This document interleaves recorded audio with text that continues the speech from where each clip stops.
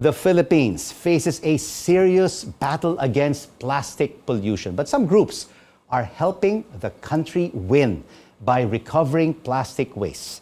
To tell us more about it is the Managing Director of L'Oreal Philippines, Yannick Raynaud, and the founder of Plastic Credit Exchange, Nanette Medved-Po. Ladies, thank you so much for joining us on The Final Word. Thank you for having us. Let's fight this battle against plastic pollution. Are we winning it, Nanette?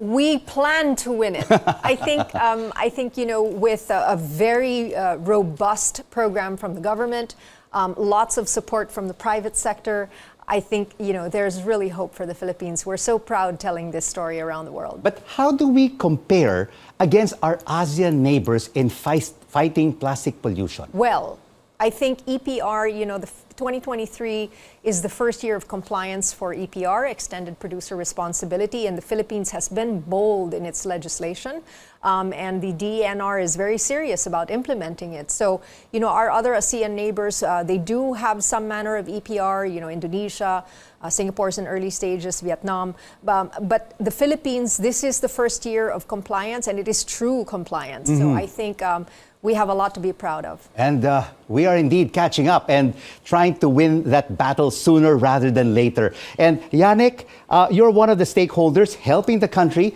win this fight against plastic pollution. Why did the brand commit to 100% recovery, upcycling, and recycling of plastic waste by 2023? Because it's the right thing to do, simply. I think that we were emboldened by the EPR bill, I have to say, because like you said, it's bold, it's aggressive, one of the most aggressive in the world.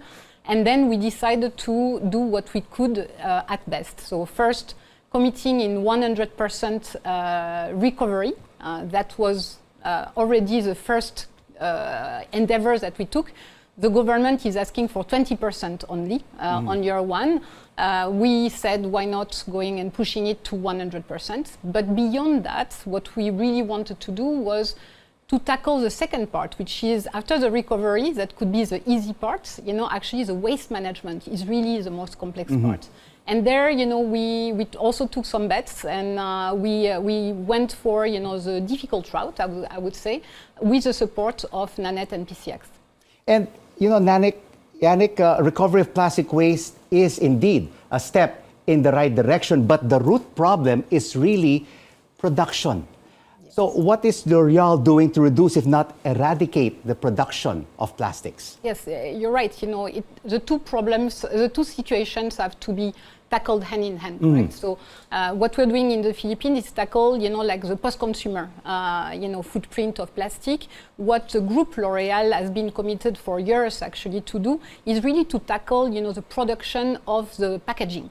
And for that, we have several initiatives under this front, which we call the 3R. Which is, the first one is about reducing, the plastic, meaning that means that reducing the packaging. And for that, we have, for example, product like this packaging, where instead of having to buy all the time the bottle, you can buy a pouch with less packaging. Or you have this kind of product where you can buy this beautiful bottle, but inside you have actually a refill. Okay. By doing that, you're saving 60% of packaging. So that's already, one sustainability. Thing, very, very sustainable. And also it's good for the planet, but it's also good for the pocket, correct? Yes. The second one, after reducing, which is very important, is about replacing. So why not making choice, about replacing plastic, for example, with cardboard, which is one of the initiatives of these tubes. This was a simple plastic packaging before, now it is actually cardboard. Or, reducing, for example, from virgin plastic to better plastic. And the last approach is, of course, recycling. And recycling, it's a commitment that we have, at the Total L'Oreal Group by 2025 to reduce, it to 100%, having, by the way, 100% of our products that are reusable, compostable, recyclable. So, Nanette, tell us, what is this partnership now between L'Oreal and the Plastic Credit Exchange in terms of recovery and management of plastic waste? Right. So when L'Oreal first came to us, not only did they surprise us by saying, we're not just going to do compliance, but we're going to voluntarily do an additional 80% to do 100% of our footprint. We were very pleasantly surprised to hear that. But then they said, were only interested in recycling and upcycling. That was a huge challenge because in the Philippines, that is a tall order. We do not yet have the infrastructure in place to deliver at scale these kinds of solutions. So we had to help L'Oreal find project partners to not only, to her point, collect the waste post-consumer, but deliver it to recyclers and upcyclers who, in this case, their upcyclers are making furniture, which is then being given to the LGU, or different homeware appliances. And their recycling is going into packaging just like this, where you have recycled content. So there are a number of ways they are doing it with us. The thing is, this is just the beginning, and we were just talking about that earlier. This is starting the flywheel that will build capacity, that will bring infrastructure. All right. L'Oreal is a role model, but are other multinational and local companies following the same model that L'Oreal has taken in the country? I'm proud to say there are a few, both domestic companies and multinational companies who are being bold and aspiring for the 100% or even achieving the 100%. But each profile is different. L'Oreal is very, has made a very bold commitment because they are not doing what's easy. They're doing what's hard because they believe it's right. So the recycling and the upcycling makes them a little bit unique. I would say there's maybe one or two other companies who are aspiring for the same thing. But certainly, I think this is a unique story in that sense for L'Oreal. And Yannick, why did you choose PCX? It was the best fit. Seriously, the first thing that we were looking for, to achieve this ambitious goal that we had decided to make was one, to find, an expert partner who knew about, plastic waste management. We needed that. The second, we needed also a partner with proven track record, and not just because of the EPR bill, but had been doing that for a while. Circular economy, plastic waste management, etc.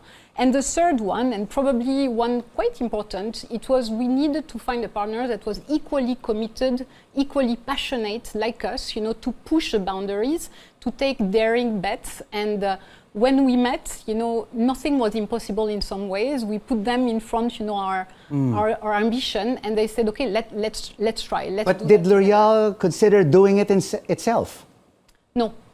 Not at this stage, because we looked at different possibilities, correct? But we didn't want to try to do that. We are not the experts. You need allies, correct? To do this kind of progress. And I think that, like you were saying, it's a journey.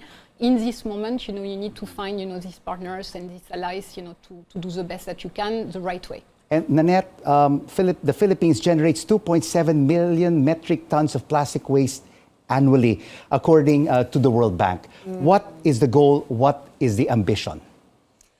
Look, the Philippines, let me phrase that differently for your audience. The Philippines is infamously the third worst offender for ocean plastic pollution in the world. That's a terrible title for us to have. But I think if you were to ask, not only the authors of the law that is now in place, but even the current administration and the DENR secretary, I think their ambition is we should be nowhere on that list. It will be very difficult to do that precisely because there, unfortunately, in the Philippines and in many places in the world, but especially developing countries, there are no perfect solutions. There is no infrastructure in the Philippines currently that can handle this waste at scale, as you know, because of 9003, which is a great law, but waste management is fragmented to the LGUs, which makes this an extremely difficult problem to tackle. So I think with the EPR bill, this will start the flywheel that will begin the investment so that we can actually start to see some of the circular economy we all aspire for. I don't want to be bold and say we're going to get out of the 2.7 million tons in 10 years. I don't know that that's going to happen, especially because even if we reduce our plastic usage by 40%, L'Oreal was talking about, even if we do that, we will globally add 9 billion tons to our consumption by 2050. This is a frightening number. And so in as much as I'd like to say we're going to make great strides in the next 10 years, it's going to be a challenge. All right. All stakeholders and all our kababayans have to work together to fight and win this battle against plastic pollution. Nanette Medved-Po, Plastic Credit Exchange founder, and Yannick Raynaud, L'Oreal Philippines Managing Director. Thank you, ladies, for joining us on The Final Word. Thank you. Thank you very much.